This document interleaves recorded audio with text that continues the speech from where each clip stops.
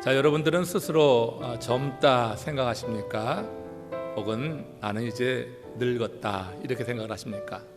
여러분, 젊음과 늙음의 그 차이가 무엇인가 좀 생각해 봅니다. 요즘 우리 사회에서는 노인에 대해서 많은 관심을 갖고 여러 가지 연구도 진행이 되고 있곤 합니다.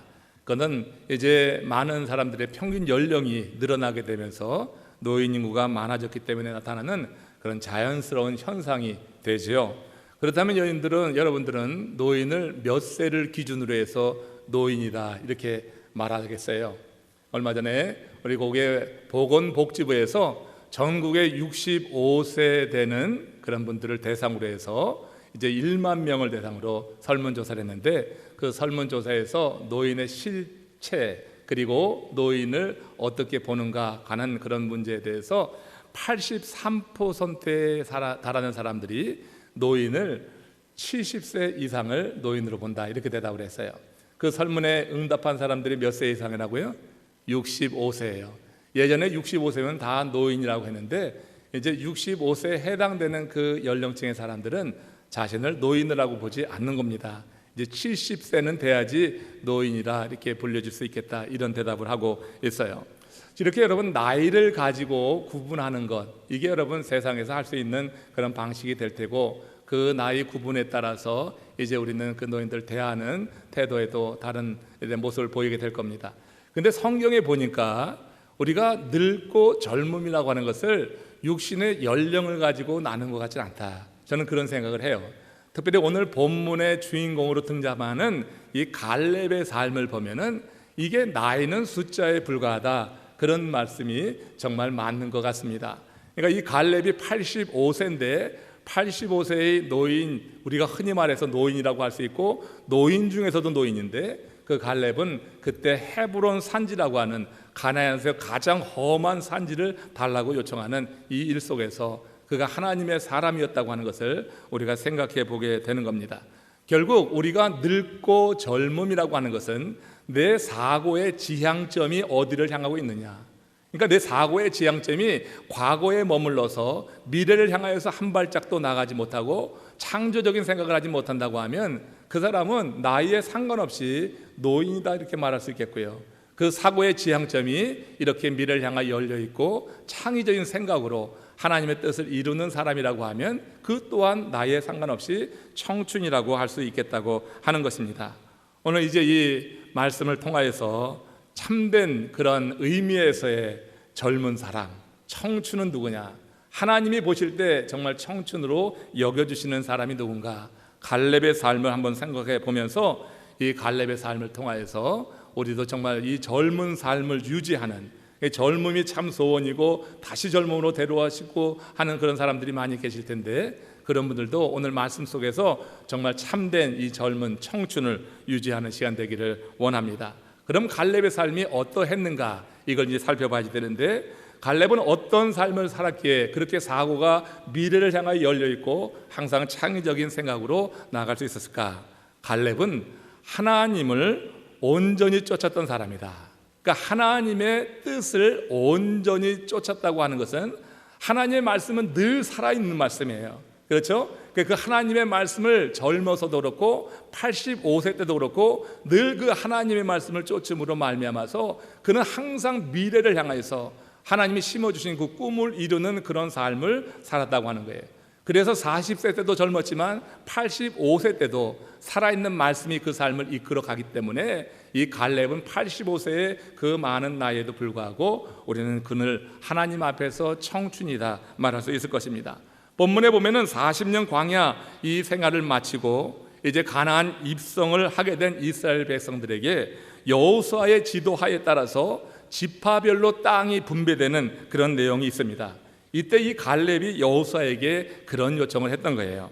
여호수아서 14장 12절 말씀입니다. 같이 합독합니다.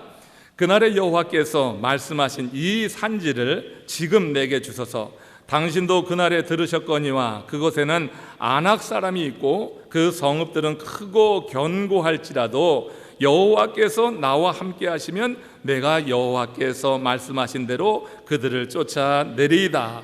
지금 이 갈렙이 여호수아 앞에서 그 헤브론 산지를 달라고 요청하는 이 장면 앞과 뒤에서 지금 이 헤브론 산지를 요청하는 갈렙이 어떤 삶을 살았는지 성경이 이렇게 밝히고 있어요. 자, 여호수아서 14장 8절에서 여호수아에 대해서 성경이 이렇게 말씀합니다. 시작.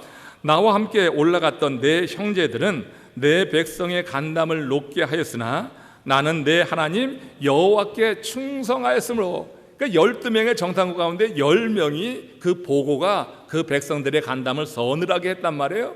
그러나 지금 갈렙은 뭐라고 하는 거예요? 나는 여호와께 충성하였다. 갈렙의 삶이 스스로 고백할 때 여호와 하나님께 충성한 삶이에요. 그렇다고 하면 이 충성이라고 하는 것이 과연 어떤 의미가 있는가? 그 다음 여호수아서 14장 14절에서 갈렙에 대해서 성령이 평가하는 내용 속에서 이 충성의 의미를 이렇게 우리가 찾아볼 수가 있어요. 같이 읽습니다. 헤브론이 그니스 사람 여분네의 아들 갈렙의 기업이 되어 오늘까지 이르렀으니 이는 그가 이스라엘의 하나님 여호와를 온전히 쫓았습니다. 여러분, 이 두 구절에서 갈렙 스스로는 내가 여호와께 충성을 다했다고 했고, 지금 이 14절에서는 갈렙을 평가할 때 여호와를 온전히 쫓았다, 이런 표현을 쓰고 있어요. 그런데 여러분, 이 성경에서 더 의미를, 갈렙의 삶을 잘 설명하는 것은 여호와께 충성했다고 하는 것과 여호와를 쫓았다고 하는 말은 같은 말이에요. 같은 말인데 지금 달리 표현됐다 하는 것인데, 우리가 이해할 때 갈렙의 삶을 잘 설명하는 것은 여호와 하나님을 온전히 쫓았다고 하는 이 단어에서 우리가 찾아볼 수가 있는 것이에요. 여러분, 갈렙이라고 하는 이름의 뜻이 뭔지 아십니까? 혹시 갈렙이라고 하는 이름의 뜻은 개라고 하는 거예요. 아니, 세상에 어떤 부모가 자녀를 낳아놓고 개라고 하는 이름의 뜻을 붙였을까? 그렇게 여러분 우리가 의문이 가는데, 이 의미를 이 갈렙이 살아온 삶을 보니까 그게 의미가 있겠다라고 하는 거예요. 여러분, 개도 그냥 누런 똥개가 아니라 그야말로 주인에게 충성을 다하는 그런 충견이라고 생각하면 되는 겁니다. 충견은요, 주인의 말만 듣습니다. 주인만 바라보는 것입니다. 이 갈렙이 여호와 하나님을 온전히 쫓았다고 하는 이 단어에서 우리는 그런 충성스러운 모습을 보는 거예요. 한눈 팔지 않고 주인에게만 집중하고 따라왔던 그런 삶을 우리는 생각할 수가 있다고 하는 거예요. 여러분, 보통 사람들은 하나님을 믿는다고 말을 하지 하나님을 쫓는다고 하는 말은 잘 안 해요. 그런 말을 잘 쓰질 않습니다. 근데 여러분, 지금 이 갈렙의 삶을 평가할 때 여호와 하나님을 온전히 쫓았다고 하는 것, 갈렙 스스로는 충성을 다했다고 했는데 이 갈렙의 삶에 대해서 성경은 여호와 하나님을 쫓았다 말을 한단 말이에요. 그러면 여러분, 믿는다고 하는 말과 쫓는다고 하는 이 말의 차이는 무엇일까? 한번 생각을 해보는 겁니다. 여러분, 믿음이라고 하는 것은 마음에 있는 어떤 상태입니다. 우리가 마음으로 내적으로 갖고 있는 것이 믿음이라고 말할 수가 있어요. 이에 반해서 여러분, 쫓는다고 하는 것은 뭐예요? 겉으로 드러난 거예요. 발과 손을 움직여 가지고 그 믿음을 살아내는 것을 쫓는다고 말하는 거예요. 그러니까 지금 이 갈렙의 삶을 설명하게 될 때 단순히 충성했다고 하는 그 말로는 설명할 수 없는, 쫓았다고 하는 것, 그는 하나님의 말씀을 받고 믿음으로 간직한 그와 같은 마음의 내적인 믿음이 그의 삶을 통하여서 드러났다고 하는 것, 이것이 성경이 그를 증거해주고 있다고 하는 말씀이라고 하는 거예요. 그러니까 여호와께 충성했다고 하는 이 말은요, 결국 이 충성이라고 하는 것은 내적인 믿음과 외적인 행동이 함께 조화를 이룰 때 이 충성이라고 하는 단어가 그에게 해당되는 말씀이라고 하는 거예요.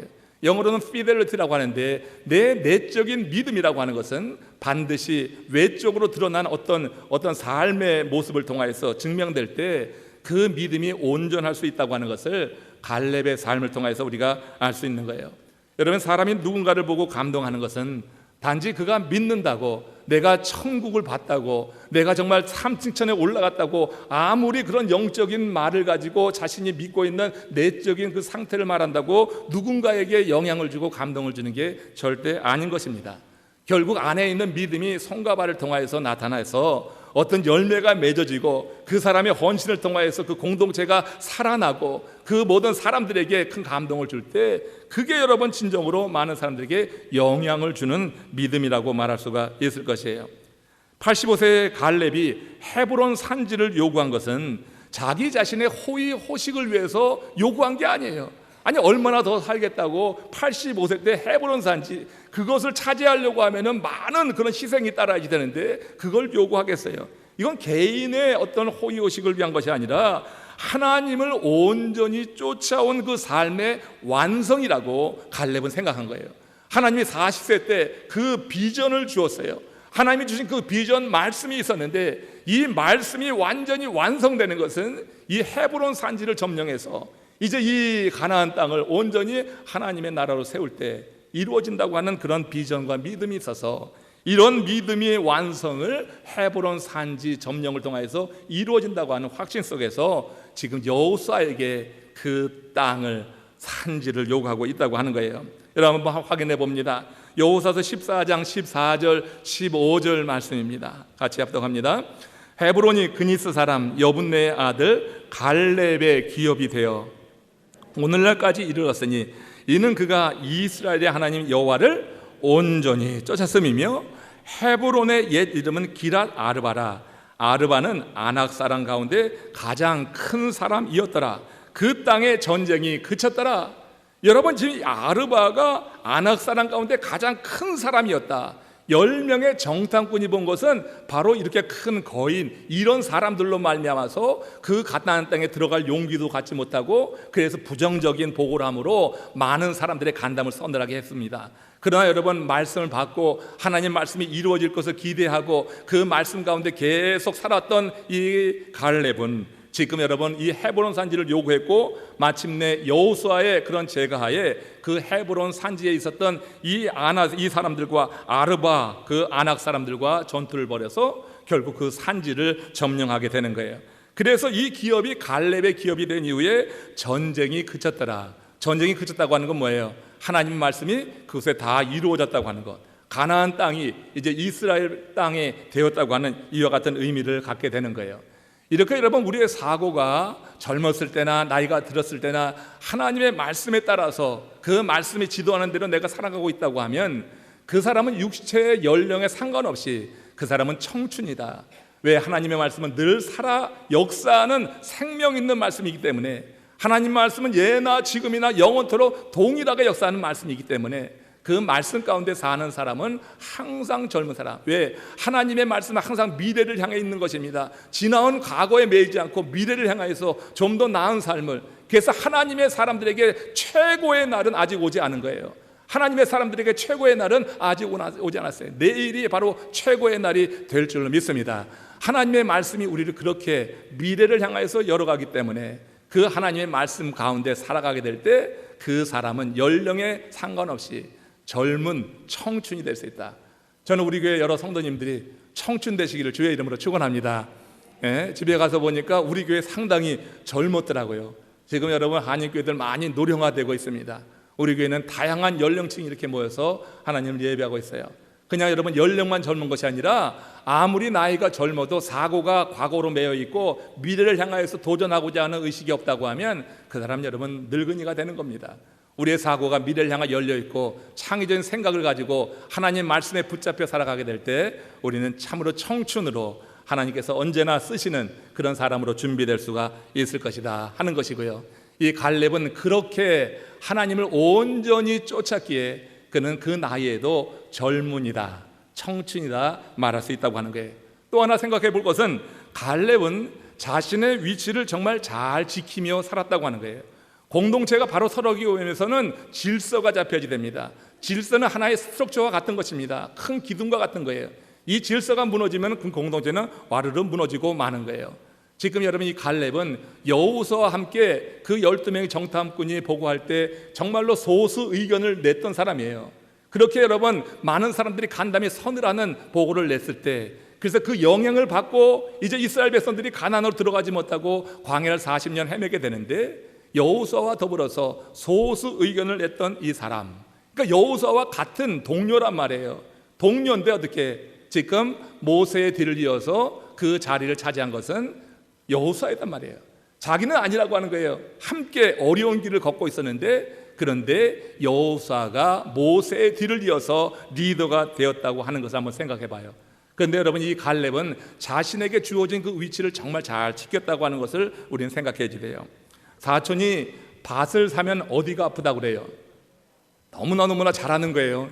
사촌이 밭을 사는데 왜 우리의 배가 아픈지 여러분들은 그 이유를 너무나 잘 알 겁니다.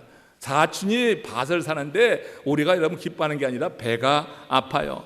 요즘 이 속담이 유머의 소재가 되어서 이렇게 바뀌는 것입니다. 배가 고픈 것은 참을 수 있는데 배가 아픈 것은 못 참겠다.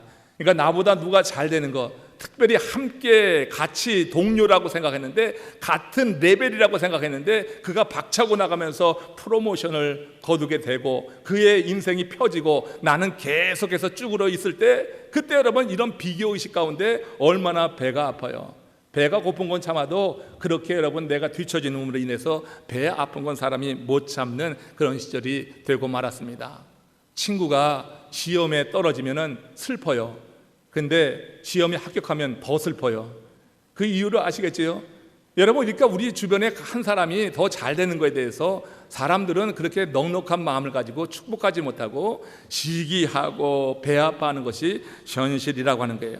인간적으로 보면 여러분, 이 갈렙이라고 특별히 다른 게 있었겠어요? 근데 그에게서는 그런 모습을 전혀 찾아볼 수가 없는 거예요. 살아있는 하나님의 말씀을 온전히 쫓아갔던 이 갈렙에게 하나님 말씀으로 위로해 주는 거예요. 내가 지금 처진다고 생각할 때, 누군가 나를 앞서서 간다고 할 때, 하나님의 말씀이 없으면 세상적인 기준을 가지고 세상 사람들의 가치관을 가지고 내 자신의 뒤처짐에 대해서 우리는 슬퍼하고 좌절합니다. 그런데 하나님의 말씀이 우리 가운데 살아있는 거예요. 그러니까 갈렙은 하나님의 말씀 가운데 쫓아갔기 때문에 그 말씀이 그가 좌절할 때마다 그 말씀이 그를 세워주는 것입니다.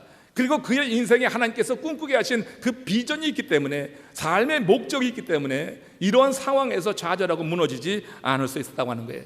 인간적으로 보면은 여러분, 이렇게 갈렙은 좌절할 수 있었어요.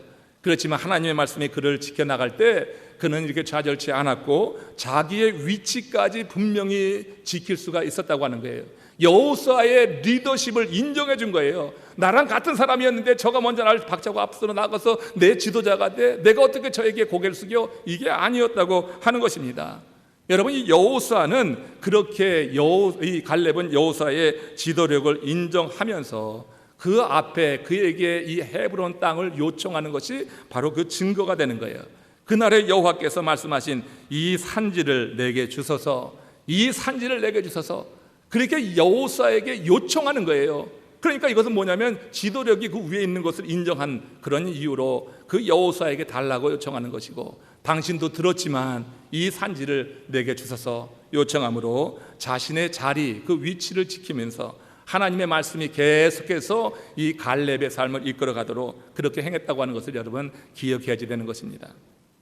심리학자들이 사람들의 심리 상태를 점검하는 여러 방법 가운데 이런 게 하나 있다고 해요.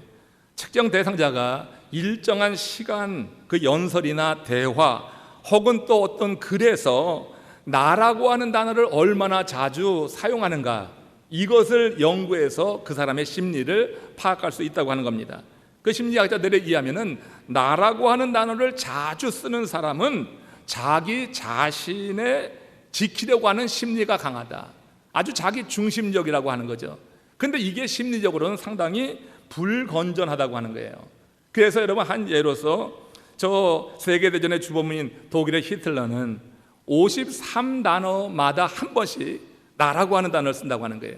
이탈리아의 무솔리니라고 하는 그 독재자는 83번에 한 번씩 연설이든지 글이든지 거기서 나라고 하는 것을 강조해서 자기 중심적인 그런 사고를 드러낸다고 하는 거예요. 근데 그걸 보면서 제가 성경에 보니까 그들보다 더 지독한 사람이 있더라고요. 우리 예수님께서 누가복음 12장에서 소개한 어리석은 부자는 그들보다 훨씬 더 이 나에 대해서 집중한 것을 보게 됩니다. 누가복음서 12장 17절에서 19절 말씀 한번 같이 보세요. 같이 읽습니다. 심중에 생각하여 이르되 내가 곡식 쌓아둘 곳이 없으니 어찌할까 하고, 또 이르되 내가 이렇게 하리라. 내 곡간을 헐고 더 크게 짓고 내 모든 곡식과 물건을 거기에 쌓아두리라. 또 내가 내 영혼에게 이르되 영혼아, 여러 해 동안 물건을 많이 쌓아두었으니 평안히 쉬고 먹고 마시고 즐거워하지 아니라. 이 어리석은 사람의 관심은 온통 자기 자신이에요. 내 영혼에게 이렇게 관심하면서 내가 이렇게 농사해서 얻은 곡식이니 내가 곡간을 더 크게 짓고 내가 지은 내 곡식물을 거기다 가두어 두리라. 여러 동안 물건을 쌓아두고 평안히 쉬고 먹고 마시고 즐거워하지 하면서 정말 자기중심적인 모습을 보게 돼요. 나라고 하는 것, 나에게 집중하게 될 때 우리는 이렇게 살아갈 수밖에 없어요. 이 부자는 3절밖에 안 되는 이 본문에서 나라고 하는 이 말을 무려 6번이나 사용하고 있는 거예요. 이렇게 하나님을 떠난 인간은 나라고 하는 흔들리는 실체 위에 삶의 중심을 두고 있는 거예요. 하나님의 말씀이 없으면 다 누구나 다 나라고 하는 실체, 이게 흔들리는 실체예요. 뭐 잘 나가고 젊을 때는 뭐 흔들릴 것 같지 않지만 어떤 인생이 여러분 나이가 들어가면서 흔들리지 않습니까? 죄다 요동하는 거예요. 근데 하나님의 말씀이 없고 하나님 밖에 살아가게 되면 이 나라고 하는 흔들리는 실체 위에 삶의 중심을 두니까 얼마나 불안하냔 말이에요. 그러나 여러분, 하나님 앞에 삶의 중심을 두는 사람들은 우리라고 하는 믿음의 공동체로 들어가게 됩니다. 그래서 이 우리라고 하는 믿음의 공동체에 관심을 갖게 되면서 나보다 우리의 관심을 갖는 것, 이것이 여러분 갈렙이 추구한 삶이고 하나님을 그 삶의 중심에 두고 하나님의 말씀을 온전히 쫓아가는 사람들의 모습이라고 하는 거예요. 그러나 이런 말씀이 없이는 어쩔 수 없이 누구나가 다 이렇게 흔들리는 그 나라고 하는 실체 위에 중심을 두고 살아가면서 평생을 흔들리는 거예요. 평생을 근심하고 걱정하고 염려하고 이런 삶을 살 수밖에 없다고 하는 것입니다. 하나님의 말씀을 요동하지 않는 줄로 믿습니다.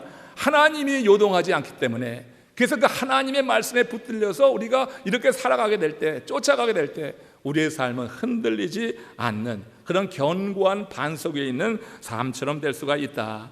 그러면서 우리의 삶의 관점이 이제는 나가 아니라 하나님께서 함께 이렇게 묶어주신 믿음의 공동체를 향하게 된다고 하는 게, 우리를 향하게 된다고 하는 것입니다. 고린도전서 16장 15절 16절 지난 수요일에 섬기는 사람 두 번째 인물로서 소개했던 스데바나의 이야기입니다. 한번 같이 여기서 읽으시면서 이제 관점의 초점이 바뀌어진 사람의 모습을 통해서 한번 같이 우리도 새로운 마음을 가졌으면 좋겠어요. 같이 읽습니다. 형제들아, 스데바나의 집은 곧 아가야의 첫 열매요 또 성도 섬기로 작정한 줄을 너희가 아는지라. 내가 너희를 권하노니 이 같은 사람들과 또 함께 일하며 수고하는 모든 사람에게 순종하라. 지금 바울은 사도적 권위를 가지고 고린도 교회 성도들에게 스데바나에게 순종하라고 하는 거예요. 스데바나의 지도력을 지금 세워주고 있는 것입니다. 형제들아, 스데바나에게 한마디로 해서 순종하라고 하는 거예요. 왜냐하면 이 스데바나가 아가야의 첫 열매다. 이 얘기는 무슨 얘기냐면은 바울이 아가야 지역, 특별히 고린도 지방에 들어갔을 때 거기서 복음을 전하게 되는데 거기서 가장 먼저 복음을 받아들여서 이렇게 구원에 이른 사람, 그게 바로 스데바나였다고 하는 거예요. 그런데 아가야의 첫 열매가 되고 나서 스데바나가 보인 삶의 변화가 뭐예요? 스데바나가 보인 삶의 변화는 뭐예요? 또 성도를 섬기기로 작정한 줄 너희가 아는지라.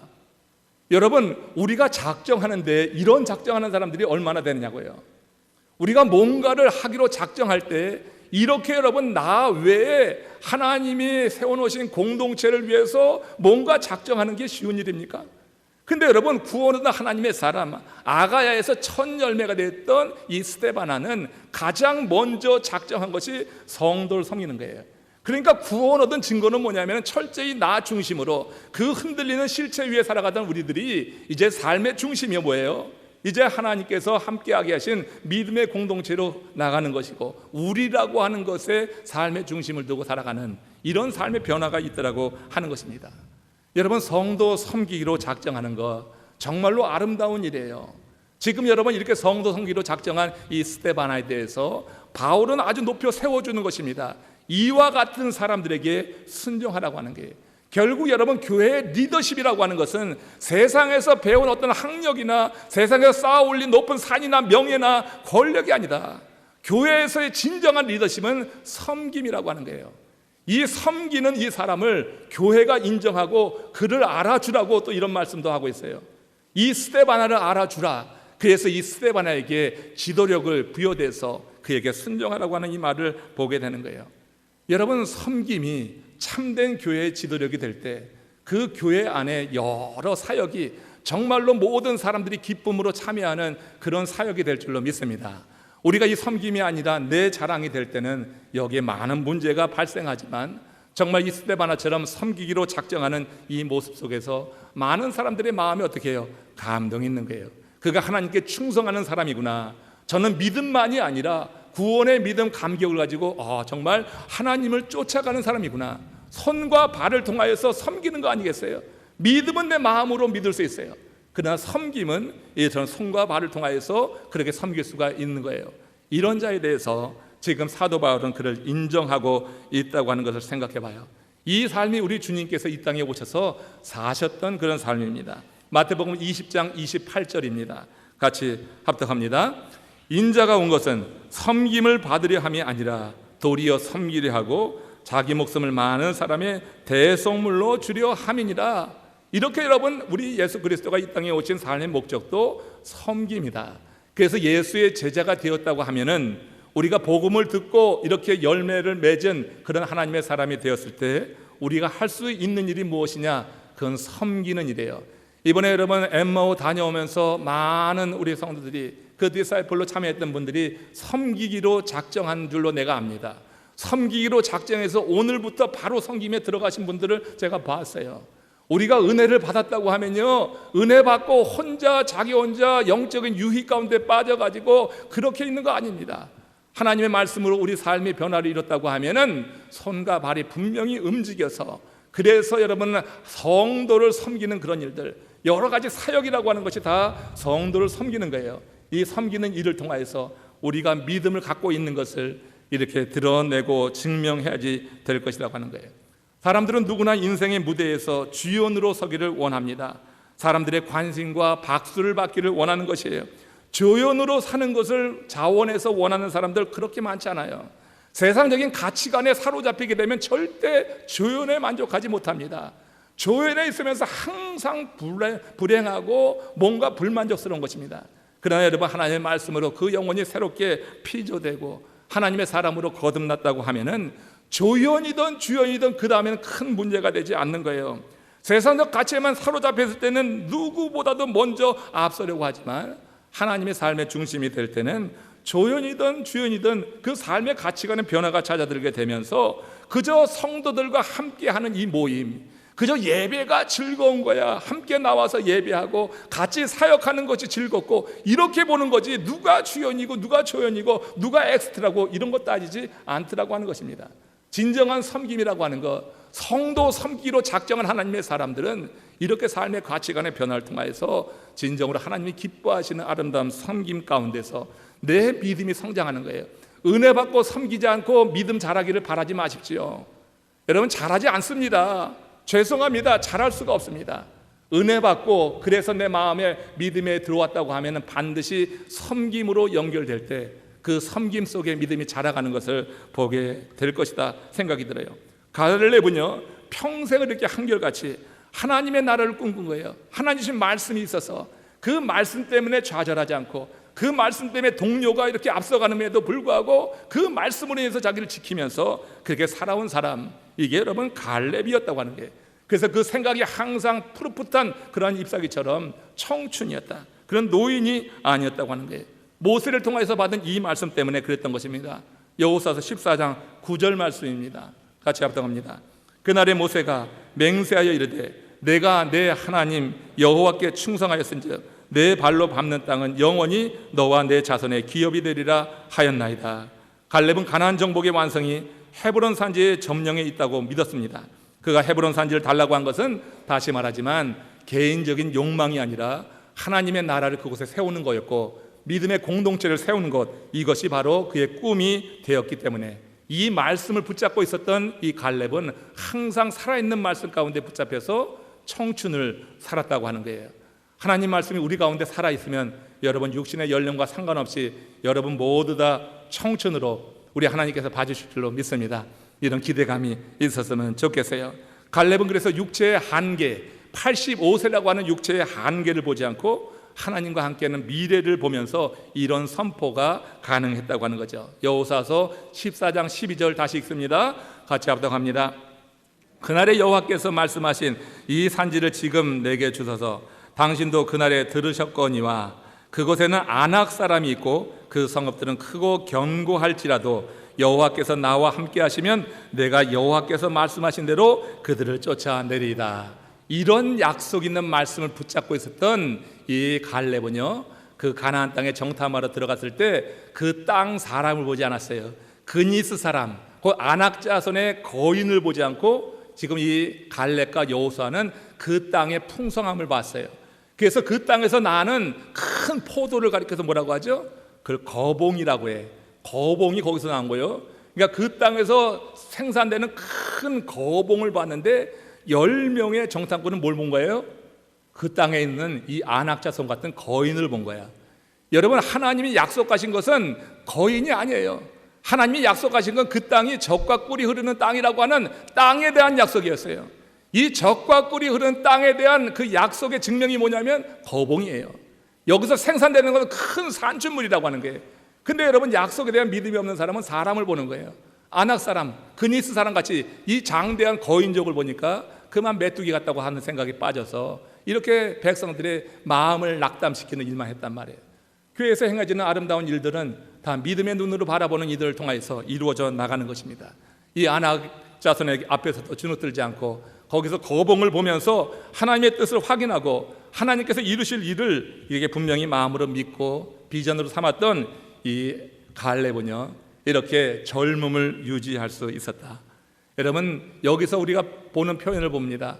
하면 된다고 하는 게 아니에요. 여기서 뭐라고 했냐면 혹시 여호와께서 나와 함께 하시면, 이 전제가 있습니다. 그냥 하면 한다 아니라 이건 세상 사람들이 볼 때 듣기 좋은 이야기예요. 세상 사람들의 관심을 끌 수 있는 것은 하면 된다, You can do it, 긍정적인 사고 뭐 이런 거예요. 그건 사람들이 멋지게 봐요. 그렇지만 여러분, 주 안에서는 이것이 오히려 악이 될 수 있는 것을 알아야 됩니다. 우리는 하나님이 함께 하시면 할 수 있다고 하는 이 갈렙의 고백을 닮아서 주와 함께하는 가운데 하나님의 일을 이루어야 될 줄로 믿습니다. 말씀을 정리합니다. 갈렙의 삶을 한마디로 정리하면은 하나님을 위하여 그리고 이스라엘을 위하여다, 이렇게 말할 수 있어요. 그는 자기 개인의 삶을 이미 내려놓은 사람입니다. 하나님으로부터 말씀을 받고 약속 있는 비전을 갖고 난 이후에는 개인적인 삶을 내려놓고 하나님의 나라가 이루어지는 것만 관심이 있었어요. 그래서 그 일을 이루는 과정 가운데 그 동료 여호수아보다 뒤처지는 것 같은 이런 일들이 있었지만 거기서 실망하지 않았고 다시 하나님의 말씀으로 미래를 바라보면서 이제 이 가나안 땅의 완성을 이루기 위해서는, 하나님이 약속이 이루어지기 위해서는 헤브론 땅이 필요하다고 하는 인식 속에서 그 나이에도 헤브론을 요구했던 이런 갈렙의 모습이 바로 우리가 닮아야 될 그런 모습이 아닐까. 이런 생각만 갖고 있다고 하면 우리가 나이 들어간다고 너무 슬퍼할 일도 아닙니다. 내 때가 얼마 남지 않았다고 그것 때문에 좌절할 일도 아닙니다. 하나님의 말씀이 우리 가운데 있을 때 이 땅에서 끝까지 사는 마지막 순간까지 살아있는 말씀대로 살다가 하나님 부르실 때는 언제든지 갈 수 있는 준비를 갖추고 영원한 나라에 들어갈 수 있기 때문에 바로 그렇다고 하는 거예요. 언젠가 은퇴한 목사님이 계셨는데 그 목사님의 사모님이 이런 말을 했어요. 노인은 사람이 아닙니다. 여러분, 어떻게 생각하세요? 노인이 사람이 아니라고 하는 것을 어떻게 생각하십니까? 근데 그 사모님이 분명히 그랬어요. 노인은 사람이 아닙니다. 그래서 저는 그분이 은퇴하고 나서 뭔가 우울증에 빠지셨나? 왜 이런 말씀을 하시지? 왜 노인이 사람이 아니라고 할까? 그랬는데 그분은 하신 얘기가 조크를 하신 거더라고. 나중에 보니까 설명을 하는데 그렇게 설명을 하셔요. 노인이라고 하는 이 단어를 영어하고 한자를 묶어가지고 보니까 사람이 아닌 게 되더라고. 노를 영어로 뭐라고 그래요? 에노, 노야. 그리고 이는 뭐예요? 사람 인자야. 그러니까 영어랑 한자를 묶어놓으니까 노인은 사람이 아니더라고요. 그 말이 맞더라고. 여러분, 그 말에 깊은 의미가 또 있는 것도 생각을 해봅니다. 여러분, 우리는 하나님 앞에서 늘 사람이 돼야 될 줄로 믿습니다. 늘 사람이 된다고 하는 것은 하나님의 말씀이 내게 임할 때 노라고 해서는 안 돼요. 하나님의 말씀이 내게 임할 때 내 과거의 경험으로 내 지식으로 이건 안 됩니다. 노가 아니에요. 하나님의 말씀이 내게 감동으로 임할 때는 항상 예스를 해야지 돼요. 내 나이가 85세가 돼도 예스로 말할 수 있기를 주의 이름으로 축원합니다. 우리 모든 성도님들이요, 노라고 하지 마십시오. 하나님의 말씀이 임했는데 노라고 하기 시작할 때부터 우리가 노인 반열에 들어가는 거고, 하나님 앞에서는 사람이 아닌 거예요. 하나님 앞에서는 말씀을 거부하는 자는 사람이 아닌 것입니다. 하나님은 말씀을 거역하는 자를 기억하지 않으시는 것입니다. 그래서 노아 시대 때 여러분, 하나님께서 세상을 분류하실 때 하나님이 기억하는 사람과 하나님께 잊혀진 사람으로 나누게 된 거예요. 하나님이 기억하신 사람은 하나님의 말씀을 듣고 방주 안으로 들어간 사람이에요. 하나님의 말씀에 살아있는 사람은 하나님이 기억하셨어요. 근데 그 하나님의 말씀을 무시하고 듣지 않았던 사람들은 문이 닫히는 순간에 하나님께 다 잊혀진 존재가 되고 마는 거예요. 하나님 앞에 살아있는 사람, 하나님 앞에 사는 사람은 말씀을 먹고 말씀 가운데 사는 사람이에요. 이 말씀이 우리 교회의 온 성도들의 마음 가운데 온전히 임하기를 주의 이름으로 축원합니다. 여러분들 다 젊어지길 원해요. 모두가 다 청춘이 되길 원해요. 하나님의 말씀이 임했음에도 불구하고 내 삶만 보고, 내 형편만 보고, 내 처지만 보고, 안 됩니다, 할 수 없습니다. 10명의 정탐꾼들은 그런 것입니다. 사람을 보면서, 거인을 보면서 그렇게 여러분 주저하고 다른 사람들 마음까지 좌절시키고 낙점시키셨지만, 그러나 2명의 갈렙과 여호수아는 하나님의 약속의 말씀을 붙잡고 있었고, 그 약속의 말씀이 그 땅에 이루어지는 것을 거봉을 통해서 봤어요. 이 땅은 젖과 꿀이 흐르는 땅이다, 하나님 분명히 약속하신 대로 이루어질 거다, 이 소망을 가지고 거기서 할 수 있다고 그렇게 말해서, 이 갈렙과 여호수아는 하나님 앞에 살아있는 사람. 여러분, 사람이 아닌 존재로 살겠습니까? 사람인 존재로 하나님께 쓰임받으며 살겠습니까? 우리 모든 교우들이 정말 주님 안에서 이렇게 말씀이 우리 가운데 살아있는 가운데 사람으로서 이렇게 청춘을, 내 나이에 상관없이 항상 젊음을 유지하면서 젊은이로서 하나님의 일에 쓰임받는 주의 종들 되기를 주의 이름으로 축원합니다.